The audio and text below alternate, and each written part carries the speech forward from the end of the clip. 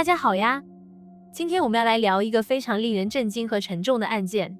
这个事件发生在泰国的芭堤雅，相信已经有很多朋友在新闻上看到了。虽然案情很可怕，但我还是想从一个比较理性的角度，跟大家一起来梳理一下整个事情的经过，以及它背后可能引发的一些思考。希望我们可以从中学到一些东西，或者至少更了解这个世界复杂和黑暗的一面。这个案件的受害者是泰国一位年仅25岁的跨性别女性，她的名字叫做瓦拉南，大家也叫她小 Note， 或者亲切地称她为 Mina。根据她的家人和朋友的说法， Mina 是一个非常善良、勤劳的人。她来自泰国东北部一个相对贫困的地区，努力在大城市工作，每个月都寄钱回家，甚至还给父母买了地。她的朋友形容她虽然有些害羞，但非常可爱、漂亮，而且心地很好。她对未来充满了规划，甚至在出事前不久，还和朋友约好了要去清迈旅行，甚至一起计划去更多国家。但不幸的是， Mina 在芭堤雅的一间公寓里遭遇了不测。行凶者是一名中国籍男子，叫做傅同元，今年42岁。案发地点是公寓的201号房，位于2楼。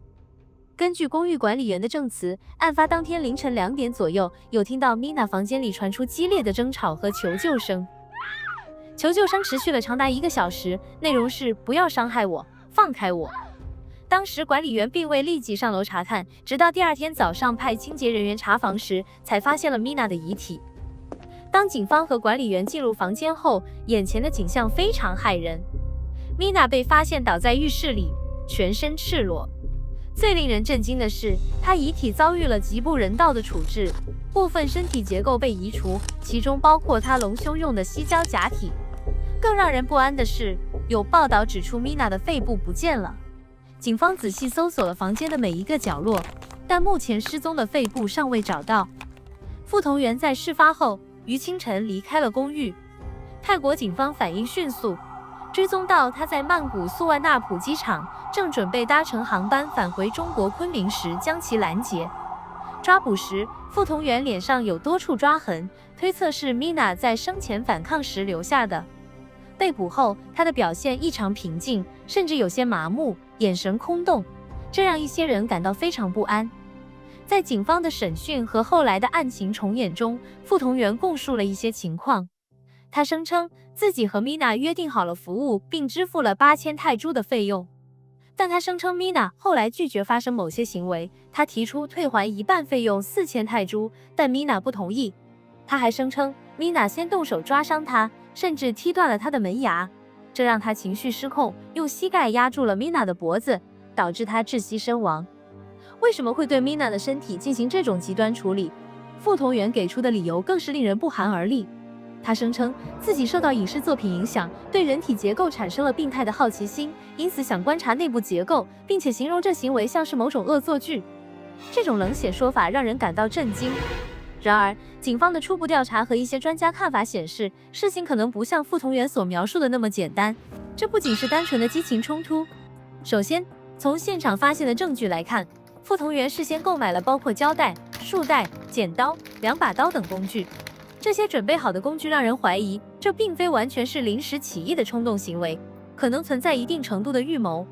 犯罪学家也认为，这更像是经过计划的行为，可能与其变态的性心理有关。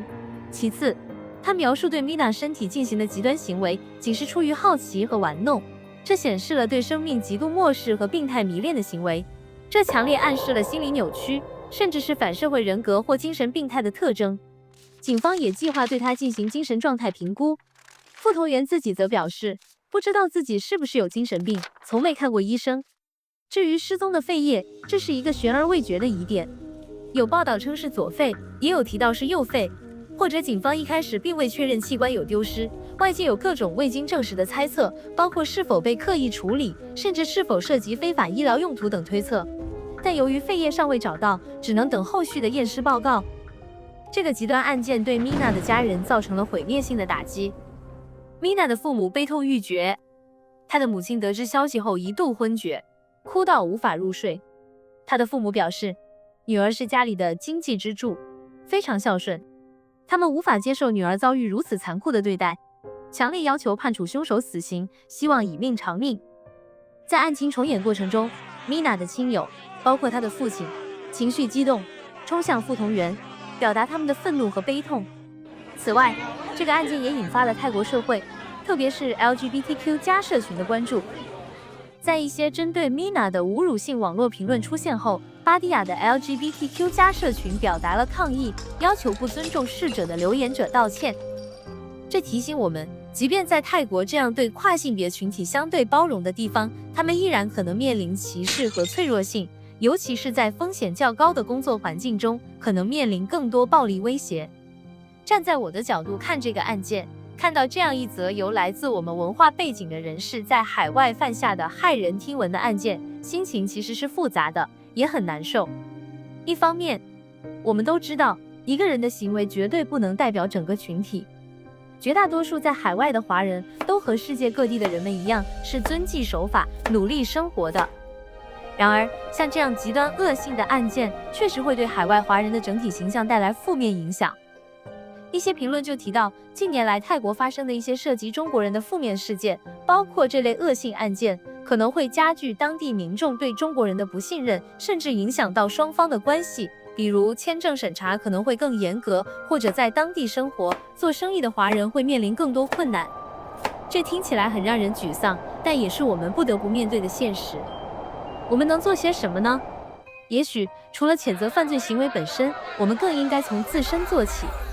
无论身处何地，都要尊重当地的法律和文化，提升个人的品行和道德底线，展现出一个负责任的个体形象。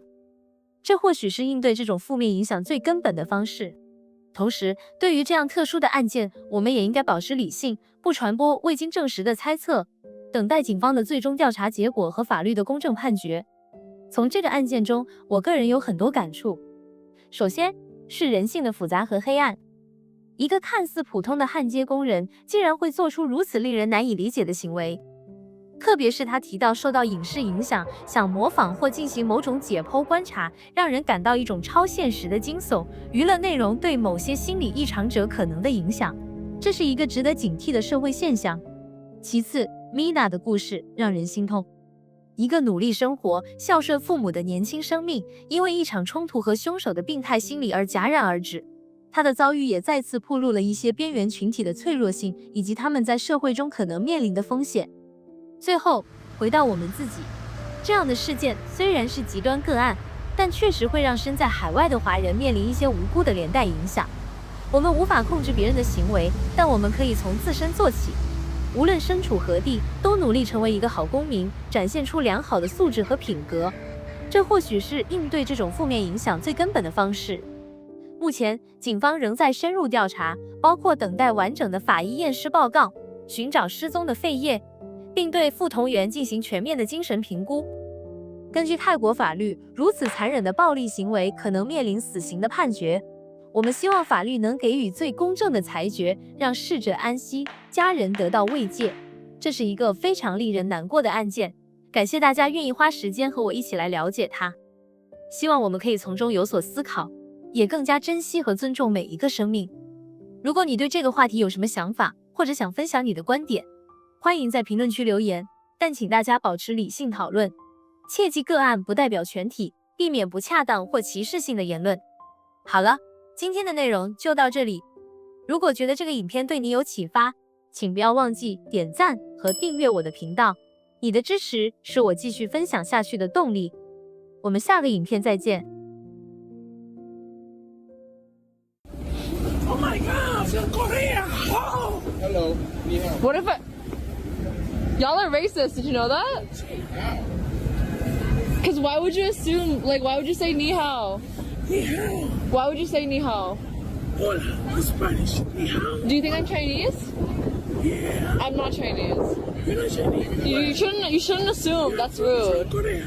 Yeah, I'm Korean, but still, like, I'm born and raised in Toronto, Canada, so I'm Canadian. Yeah. You shouldn't assume. You shouldn't assume. You shouldn't assume. Hi. No, I'm fine. Yeah. No, I was just teaching them not to say ni hao when they just see an Asian person. Yeah.